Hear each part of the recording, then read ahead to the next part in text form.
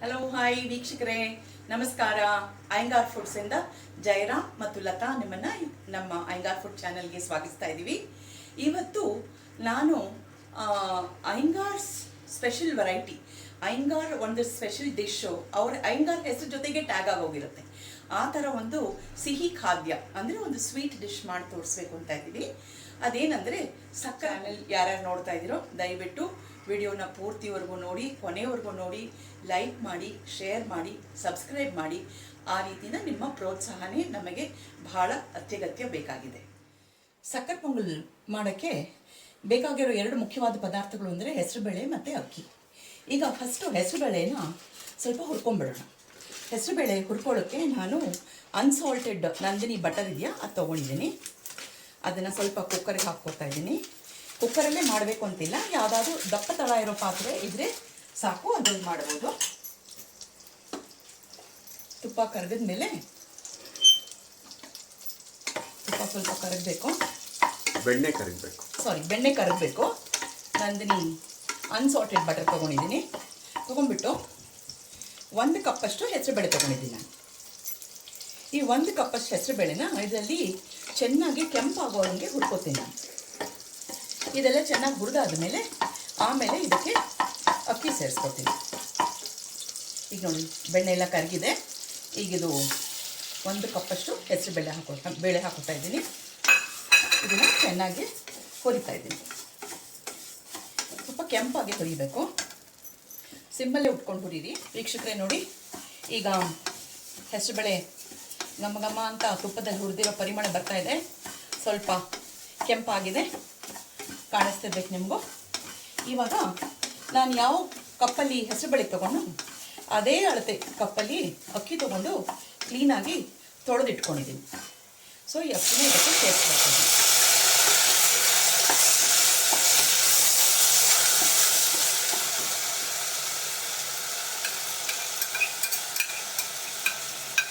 ಪೂರ್ತಿ ಇದಕ್ಕೆ ಸೇರಿಸ್ಬಿಡ್ತೀನಿ.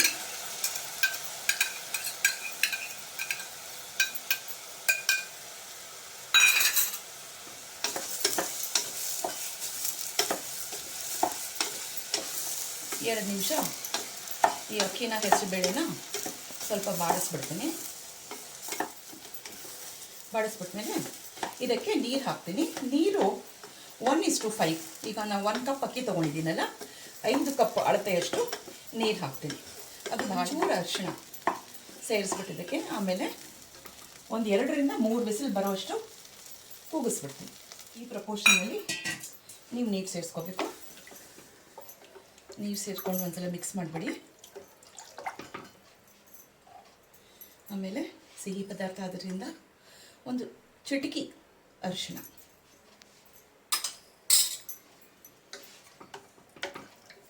ಮಿಕ್ಸ್ ಮಾಡಿಬಿಟ್ಟು ಈಗ ಕುಕ್ಕರ್ ಮುಚ್ಚಿಬಿಟ್ಟು ಇದನ್ನು ನಾನು 2ರಿಂದ 3 ವಿಸಿಲ್ ಬರುವಷ್ಟು ಹೊತ್ತು ಕೂಗಿಸ್ಕೊತೀನಿ. ಕುಕ್ಕರ್ ಮುಚ್ಚಿದ್ದೀನಿ. ಇದು ಕೂಗುತ್ತೆ. ಇದು ಕೂಗೋದ್ರೊಳಗೆ ಈ ಕಡೆ ನಾವು ಸಕ್ಕರೆ ಪೊಂಗಲ್ಗೆ ಬೇಕಾಗಿರೋ ಬೆಲ್ಲದ ಪಾಕನ ರೆಡಿ ಮಾಡ್ಕೊಳ್ಳೋಣ. ಆ ಬೆಲ್ಲ ಕೂಡ ನಾನು ಚಿಕ್ಕ ಪೀಸ್ ಮಾಡಿ ಹೀಗೆ ಇಟ್ಕೊಂಡಿದ್ದೀನಿ. ಇದು ಕೂಡ 1 ಕಪ್ ಅಕ್ಕಿ ತೊಗೊಂಡಿದ್ದೀನಲ್ಲ, ಅದಕ್ಕೆ 3 ಕಪ್ಪಷ್ಟು ಬೆಲ್ಲ ತೊಗೊಂಡಿದ್ದೀನಿ. ಭಾಳಷ್ಟು ಜನ ಅಯ್ಯೋ ತುಂಬ ಜಾಸ್ತಿ ಆಗುತ್ತೆ ಅಂತಾರೆ. ಖಂಡಿತ ಜಾಸ್ತಿ ಆಗಲ್ಲ. 1 ಕಪ್ಪು ಅಕ್ಕಿಗೆ 1 ಕಪ್ ಹೆಸರುಬೇಳೆಗೆ 3 ಕಪ್ಪಷ್ಟು ಬೆಲ್ಲ ಬೇಕೇ ಬೇಕಾಗತ್ತೆ. ಇನ್ನೂ ಸಿಹಿ ಜಾಸ್ತಿ ಬೇಕು ಅನ್ನೋರು ಜಾಸ್ತಿ ಮಾಡ್ಕೋಬೋದು. ಈಗ 3 ಕಪ್ಪು ಏನು ಬೆಲ್ಲ ಪೀಸ್ ಮಾಡಿಟ್ಕೊಂಡಿದ್ದೀನಿ ಕೆಲವೆಲ್ಲ, ಅದನ್ನು ಬಾಣಲಿಗೆ ಹಾಕೋತಾ ಇದ್ದೀನಿ. ನಾನು ಇದಕ್ಕೆ ಉಂಡೆ ಬೆಲ್ಲನೇ ತೊಗೊಂಡಿದ್ದೀನಿ. ಉಂಡೆ ಬೆಲ್ಲ ಸ್ವೀಟಾಗಿರುತ್ತೆ ಅಂತ ಹೇಳಿ. ಇದಕ್ಕೆ ಒಂದು ಸ್ವಲ್ಪ ನೀರು, ಜಸ್ಟ್ ಮುಳುಗೋಷ್ಟು ನೀರು, ಯಾಕಂದರೆ ಈ ಬೆಲ್ಲ ಹೀಟಿಗೆ ಕರಗಿಬಿಟ್ಟು ಬೇಗ ಕರಗಿಬಿಡುತ್ತೆ, ಪಾಕ ಹೋಗುತ್ತೆ. ವೀಕ್ಷಕರೇ, ಬೆಲ್ಲ ಎಲ್ಲ ಕರಗಿಸ್ಕೊಂಡು ಅದರಲ್ಲಿ ಇರೋ ಕಸ ಕಡ್ಡಿ ಎಲ್ಲ ಹೋಗಲಿ ಅಂತ ಹೇಳಿ ಸೋದಿಸ್ಕೊಂಡಿದ್ದೀನಿ. ಈಗ ಈ ಬೆಲ್ಲ ಪಾಕ ಪೂರ್ತಿ ಬೆಲ್ಲದ ಸಿರಪ್ ಏನಿದೆಯಲ್ಲ ಅದು ಪಾಕ ಥರ ಬರಬೇಕು, ಗಟ್ಟಿ ಆಗಬೇಕು. ಸೊ ಅದೊಂದು ಏನೂ ಇಲ್ಲ ಅಂದರೆ ಒಂದು 6 to 7 ಮಿನಿಟ್ಸ್ ಆಗುತ್ತೆ ಅನಿಸುತ್ತೆ. ಈ ನೀರಂಶ ಎಲ್ಲ ಹೋಗಿ ಪೂರ್ತಿ ಪ್ರಮಾಣ ಕಡಿಮೆ ಆಗಿ ಹೋಗಬೇಕು. ಒಳ್ಳೆ ಅಂಟು ಪಾಕ ಅಂದರೆ ಗಟ್ಟಿ ಆರೋ ಹಂಗೆ ಆಗಬೇಕು.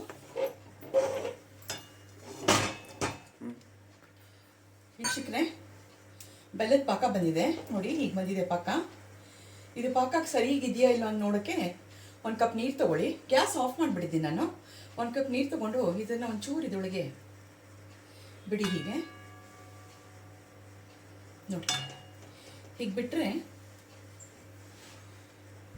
ಇದು ನಿಮಗೆ ಹೀಗೆ ಅಂಟಾಗಿ ಕಂಬಿ ಥರ ಬರಬೇಕು. ಕಡೆ ನೋಡಿ, ಹೀಗೆ ಬರಬೇಕು ಅಂದರೆ ಪಾಕ ಸರಿಗಿದೆ ಅಂತ ಅರ್ಥ. ಓಕೆ, ಇವಾಗ ಇದಕ್ಕೆ ನಾನು ಅಕ್ಕಿ ಮತ್ತು ಹೆಸರುಬೇಳೆ ಏನು ಹಾಕ್ಕೊಂಡಿದ್ನಲ್ಲ, ಕುಕ್ಕರಲ್ಲಿ ಬೇಯಿಸಿಟ್ಟಿದ್ನಲ್ಲ, ಅದು ಬೆಂದಿದೆ. ಈಗ ಅದನ್ನು ಸ್ವಲ್ಪವಾಗಿ ಇದಕ್ಕೆ ಹಾಕೋತೀನಿ. ಈ ಥರ ಬೆಲ್ಲದ ಪಾಕ ಬಂದ್ರೇನೆ ಅದು ಸಕ್ಕರೆ ಪೊಂಗಲ್ ಅಲ್ವಾ? ಅದು ಹೌದು, ಅದೇ ಅಥೆಂಟಿಕ್ ಸಾಂಪ್ರದಾಯಿಕವಾಗಿ ಮಾಡಬೇಕಾಗಿರೋ ಸಕ್ಕರೆ ಪೊಂಗಲು. ನೀವು ಅರ್ಜೆಂಟಿಗೆ ಪಾಕ ಅರ್ಧಂಬರ್ಧ ಮಾಡಿಕೊಂಡ್ರೆ ಏನು ಪ್ರಯೋಜನ. ಬೆಲ್ತನ್ನ ಆಗ್ಬಿಡುತ್ತೆ. ಬೆಲ್ಲ ಸಕ್ಕರೆ ನೋಡಿ, ಈ ಕುಕ್ಕರಲ್ಲಿ ಇದ್ದಿದ್ದನ್ನೆಲ್ಲ ಇದಕ್ಕೆ ಬಗ್ಗಿಸ್ಕೊಂಡ್ಬಿಟ್ಟಿದ್ದೀನಿ. ಬೆಲ್ಲದ ಪಾಕ ಜೊತೆಗೆ ಚೆನ್ನಾಗಿ ಮಿಕ್ಸ್ ಆಗಿ ಕುದೀತಾ ಇದೆ. ಈ ಸಮಯದಲ್ಲಿ ಏಲಕ್ಕಿ ಪುಡಿ, ಒಂದು 8 ಏಲಕ್ಕಿ ಪುಡಿ ಮಾಡಿಟ್ಕೊಂಡಿದ್ದೆ. ಏಲಕ್ಕಿ ಪುಡಿ ಹಾಕ್ತಾ ಇದ್ದೀನಿ, ಮಿಕ್ಸ್ ಆಗ್ತಾಯಿದೆ. ಮತ್ತು ಒಂದು ಚಿಟಿಕೆಯಷ್ಟು ಪಚ್ಕರ್ಪೂರ, ಅದಕ್ಕೆ ಗೋಡಂಬಿ ದ್ರಾಕ್ಷಿದು ಒಗ್ಗರಣೆ ಕೊಟ್ಕೊಳ್ತಾ ಇದ್ದೀನಿ. ಬಾಂಡಿ ಕಾದಿದೆ. ಒಗ್ಗರಣೆಗೆ ಒಂದು 1/2 ಕಪ್ಪಷ್ಟು ತುಪ್ಪ ಹಾಕೋತಾ ಇದ್ದೀನಿ. ಆವಾಗ ಏನು ಒಂಚೂರು ತುಪ್ಪ ಹಾಕ್ಕೊಂಡು ನಾನು ಹೆಸರುಬೇಳೆ ಹುರ್ಕೊಂಡಿದ್ನಲ್ಲ, ಅದು ಬಿಟ್ಟರೆ ಮತ್ತೆ ತುಪ್ಪ ಹಾಕೇ ಇಲ್ಲ. ಬೆಣ್ಣೆ ಹಾಕ್ಕೊಂಡು ಹುರ್ಕೊಂಡಿದ್ನಲ್ಲ, ಅದಕ್ಕೆ ಇವಾಗ ಒಂದು ಸ್ವಲ್ಪ ಜಾಸ್ತಿ ತುಪ್ಪ ಹಾಕೋಬೇಕಾಗತ್ತೆ. ತುಪ್ಪ ಹಾಕ್ಕೊಂಡಿದ್ದೀನಿ. ಸ್ವಲ್ಪ ತುಪ್ಪ ಕಾಯಬೇಕು. ತುಪ್ಪ ಕಾದಿದೆ. ಇದಕ್ಕೆ ಇಷ್ಟನುಸಾರ ಎಷ್ಟು ಬೇಕೋ ಅಷ್ಟು ನೀವು ಗೋಡಂಬಿ ಹಾಕೋಬೋದು. ಗೋಡಂಬಿ ಸ್ವಲ್ಪ ಗೋಲ್ಡನ್ ಬ್ರೌನ್ ಆಗಿ ಹುರಿಬೇಕು. ಇದಕ್ಕೆ ಬಾದಾಮಿನೂ ಹಾಕ್ಬೋದಾ? ಅವ್ರ ಇಷ್ಟ. ಟ್ರೆಡಿಷ್ನಲಾಗಿ ನಾವು ಮಾಡಬೇಕಂದ್ರೆ ಬರೀ ಗೋಡಂಬಿ, ದ್ರಾಕ್ಷಿ, ಕೊಬ್ಬರಿ ಹಾಕ್ತಿದ್ವಿ. ಈ ನಡುವೆ ಎಲ್ಲರೂ ಬಾದಾಮಿ, ಪಿಸ್ತಾ, ಖರ್ಜೂರ ಎಲ್ಲನೂ ಹಾಕೋತಾರೆ. ಸ್ವಲ್ಪ ಕೊಬ್ಬರಿ ಹಾಕೋತಾ ಇದ್ದೀನಿ. ಒಳ್ಳೆ ಸಣ್ಣಕ್ಕೆ ಇಟ್ಕೊಂಡಿದ್ದೀನಿ.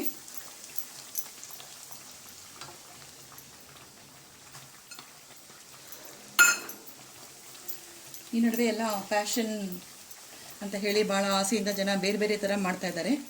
ಮಾಡ್ಕೋಬೋದು. ಮತ್ತು ಸಾಂಪ್ರದಾಯಿಕವಾಗಿ ಮಾಡಬೇಕಾದ್ರೆ ಆಗಿನ ಕಾಲದಲ್ಲಿ ಜನಕ್ಕೆ ಗೊತ್ತಿದ್ದು ಗೋಡಂಬಿ ಮತ್ತು ದ್ರಾಕ್ಷಿ ತಾನೇ, ಅಷ್ಟೇ. ದೇವಸ್ಥಾನಗಳಲ್ಲೂ ಬರೀ ಅಷ್ಟೇ ಇರುತ್ತೆ.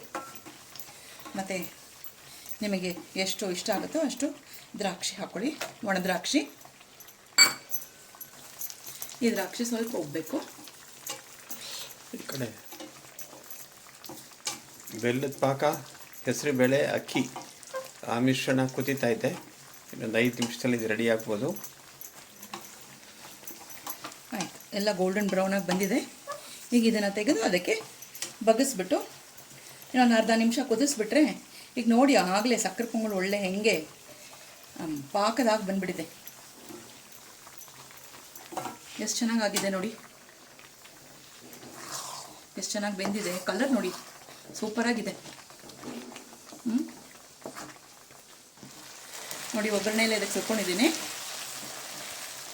ಸುಟ್ಕೊಂಡು ನಿಧಾನಕ್ಕೆ ಒಂದ್ಸಲ ಮಿಕ್ಸ್ ಮಾಡಿಬಿಡಿ.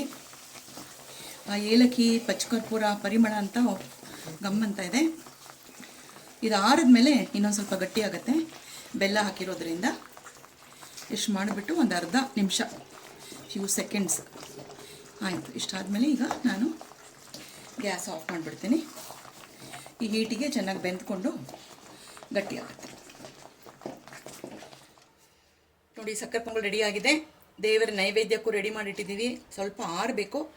ಆರಿದ್ಮೇಲೆ ದೇವ್ರಿಗೆ ನೈವೇದ್ಯ ಮಾಡ್ತೀವಿ ಮತ್ತು ಅದನ್ನು ಪ್ರಸಾದ ರೂಪದಲ್ಲಿ ಸ್ವೀಕರಿಸ್ತೀವಿ. ನೀವು ಎಲ್ಲ ಮನೆಯಲ್ಲಿ ಟ್ರೈ ಮಾಡಿ. ಇದೇ ರೀತಿ ಮಾಡಿದ್ರೆ ಚೆನ್ನಾಗಿ ಬಂದೇ ಬರುತ್ತೆ. ನಿಮ್ಮ ಮನೆ ದೇವರಿಗೆ ಅರ್ಪಣೆ ಮಾಡಿ ಎಲ್ಲರೂ ಪ್ರಸಾದ ರೂಪದಲ್ಲಿ ಸ್ವೀಕರಿಸಿ. ಆಯಿತಾ? So this was from Jayaram and Latha Iyengar Foods ಕಡೆಯಿಂದ ಒಂದು ಸಾಂಪ್ರದಾಯಿಕವಾದ ಹಳೆಯ ಕಾಲದ ಸಿಹಿ ಖಾದ್ಯ ಸಕ್ಕರೆ ಪೊಂಗಲ್. ಓಕೆ, ಇದರಲ್ಲಿ ನಾವು ಇಷ್ಟು ಹೇಳಿ ನಾವಿಬ್ಬರು ವಿ ಆರ್ ಸೈನಿಂಗ್ ಆಫ್ ಈಗ. ಮತ್ತು ಮುಂದಿನ ವೀಡಿಯೋ ಸಿಗೋಣ. ಸದ್ಯಕ್ಕೆ ಬಾಯ್.